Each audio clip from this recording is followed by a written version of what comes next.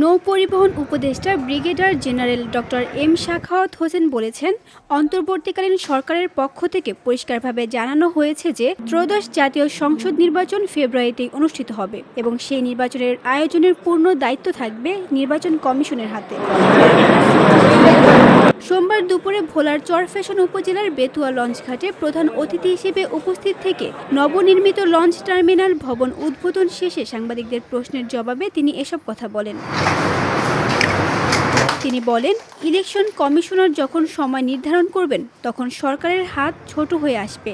সরকারের একমাত্র কাজ হবে নির্বাচন কমিশনকে সহযোগিতা করা, যাতে নির্বাচনটি সুষ্ঠু ও সুন্দরভাবে সম্পূর্ণ হয়। তিনি আরও বলেন, আমাদের উদ্দেশ্য ছিল নির্বাচন করা, সেটা এখন পরিষ্কার হয়ে গেছে। আমরা নির্বাচন করছি, তবে নির্বাচন অনুষ্ঠানের দায়িত্ব সম্পূর্ণভাবে ইসির উপরেই ন্যস্ত থাকবে। নির্বাচন অনুষ্ঠিত করার দায়িত্ব সম্পূর্ণ ইলেকশন কমিশন। ইলেকশন কমিশন যখন শিডিউল ডিক্লেয়ার করবে তখন সরকারেরও হাত সীমিত হয়ে থাকবে। তখন সরকারের একমাত্র কাজ হবে নির্বাচন কমিশনকে সহযোগিতা করা, যাতে ইলেকশনটা ভালো হয়।